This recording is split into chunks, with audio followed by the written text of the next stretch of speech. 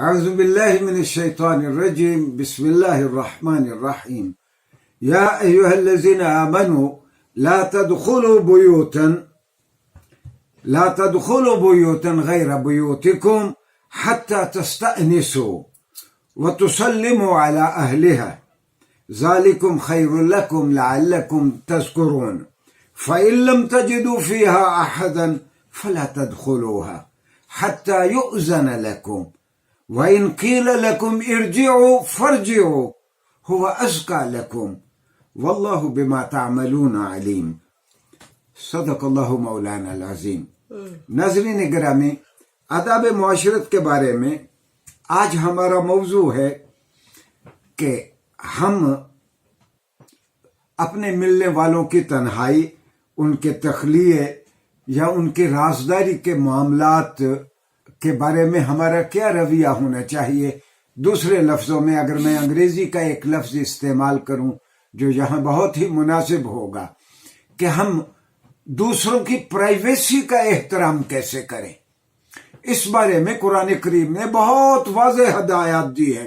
قرآن نے کہا کہ اے ایمان والو، کسی کے گھر میں داخل مت ہو. ہاں، اس وقت تک داخل نہ ہو جب تک تم ان سے مانوس نہ ہو جاؤ. یعنی اگر خانہ وحدانی کا معاملہ ہو، تم ایک دوسرے کو خوب جانتے ہو، پھر تو تم اس گھر میں جا سکتے ہو. یعنی وہ تمہارے شرعی طور پر تم وہاں جانے کا حق بھی رکھتے ہو تو تم جا سکتے ہو. وَتُسَلِّمُوا، جب اس گھر میں جاؤ تو تم اہل خانہ کو سلام کہو. اور اللہ نے فرمایا فَإِن لَمْ تَجِدُوا فِيهَا أَحَدًا، آپ جس گھر جانا چاہتے ہیں اگر اس گھر میں کوئی فرد نہیں ہے فَلَا تَدْخُلُوهَا، تو آپ کو چاہیے کہ پھر آپ اس گھر میں داخل نہ ہو. حَتَّى يُؤْذَنَ لَكُمْ، ہاں کسی صاحب خانہ نے آپ کو اجازت دے رکھی ہے کہ میرے گھر میں کوئی نہیں ہے، آپ گھر میں چلے جائیں، تو تب تو آپ کو اجازت ہے. اگر بغیر اجازت کے آپ کسی کے گھر میں جائیں تو اللہ نے فرمایا اس کی آپ کو اجازت نہیں ہے. اور اگر آپ کسی کے گھر جاتے ہیں، اس سے ملنے جاتے ہیں، وَإِن قِيلَ لَكُمْ ارْجِعُوا، اگر اندر سے کوئی خاتون کہتی ہے کہ وہ گھر میں نہیں ہے یا آپ چلے جائیں وہ سوئے ہوئے ہیں، تو قرآن نے کہا فَارْجِعُوا، تو پھر آپ لوٹ جایا کریں. ایسا نہیں ہے کہ آپ کسی کے دروازے کو ہی جا کے پیٹتے رہیں. وہ منع بھی کریں کہ وہ نہیں آپ کو مل سکتے تو قرآن کا حکم ہے فَارْجِعُوا، تو تم لوٹ جایا کرو. وَهُوَ أَزْكَى لَكُمْ، قرآن نے کہا یہی آپ کے لیے بہتر ہے. یعنی کسی کو مصیبت میں، مشکل میں، بے وقت ملاقات کے لیے مجبور کرنا، کسی کی مجبوری کا خیال نہ رکھتے ہوئے اس کو ملاقات کے لیے مجبور کرنا، یہ مناسب نہیں ہے. اللہ نے کہا ہوا أَزْكَى لَكُمْ، آپ کے لیے یہی بہتر ہے. وَاللَّهُ بِمَا تَعْمَلُونَ عَلِيمٌ، اور جو آپ کرتے ہیں اللہ اس کو خوب جانتا ہے. ناظرین گرامی، دوسروں کی پرائیویسی کا احترام یہ بہت ہی اچھے صاف ستھرے معاشرے کا ایک طرز طریقہ ہے، اور اس میں بہت احتیاط کی بات ہے کہ ہمیں اللہ اور اس کے رسول نے اجازت نہیں دی کہ ہم کوئی شخص ہم سے اپنی کسی بات کو چھپانا چاہتا ہے، اپنے گھریلو معاملات کو، تو ہم اس کی ٹوہ لگائیں یا ہم کسی طرح اس کو دیکھنے کی کوشش کریں. آپ حیران ہوں گے کہ ایک حدیث بخاری میں ہے، مسلم میں ہے، ابو داؤد میں ہے، سنن دار قطنی میں ہے.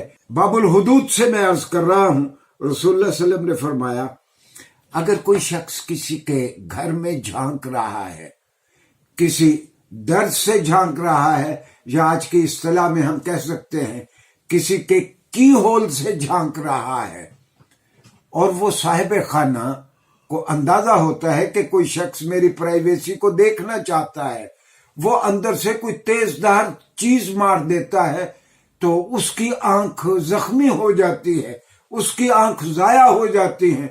تو سرور عالم صلی اللہ علیہ وسلم نے فرمایا کہ ایسی صورت میں صاحب خانہ پہ نہ کوئی قصاص ہے، نہ اس کے لیے کوئی دیت ہے، نہ اس کو کوئی ہرجانہ ادا کرنے پڑے گا۔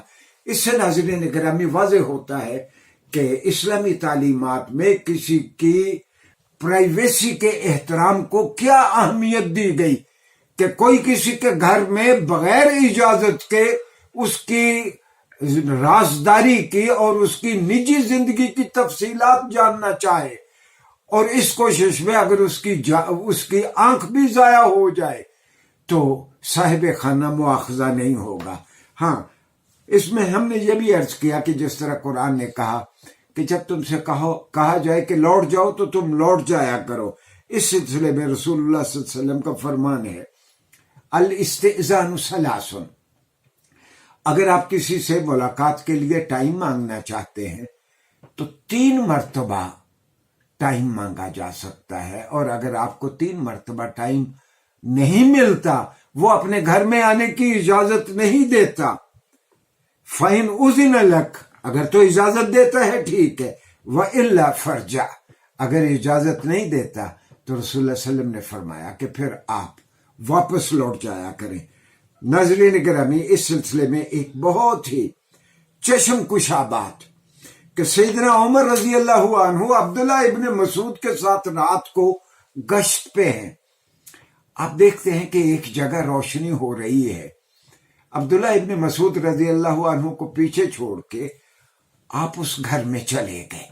جب آپ اس گھر میں گئے تو آپ نے دیکھا کہ ایک سن رسیدہ آدمی ہے، وہ شراب سے شوق کر رہا ہے، شراب پی رہا ہے، اور اس کے سامنے ایک مغنیہ بیٹھی ہے جو گانا گا رہی ہے۔ تو سیدنا عمر رضی اللہ عنہ نے کہا کہ دیکھو، آج تو میں نے پھر ایک بڑے مجرم کو پکڑ لیا۔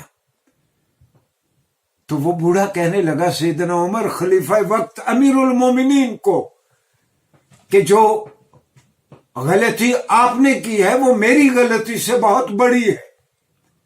سیدنا عمر نے فرمایا کیا میری کیا غلطی ہے؟ تو انہوں نے کہا کہ تجسست وقد نہی التجسس، اللہ نے تو منع کر رکھا ہے جاسوسی کرنے پہ، تو تم جاسوسی کرتے پھر رہے ہو امیر المومنین۔ اور پھر نمبر 2، آپ میرے گھر میں صاحب خانہ کی اجازت کے بغیر داخل ہوئے، رسول اللہ صلی اللہ علیہ وسلم نے اس سے منع کر رکھا ہے۔ باتیں تو یہ دونوں بھی ٹھیک تھی۔ تو سیدنا عمر رضی اللہ عنہ نے امیر المومنین ہوتے ہوئے بھی آپ نے پھر اس موضوع کا کہیں تذکرہ نہیں کیا اور اس بات کو چھوڑ دیا۔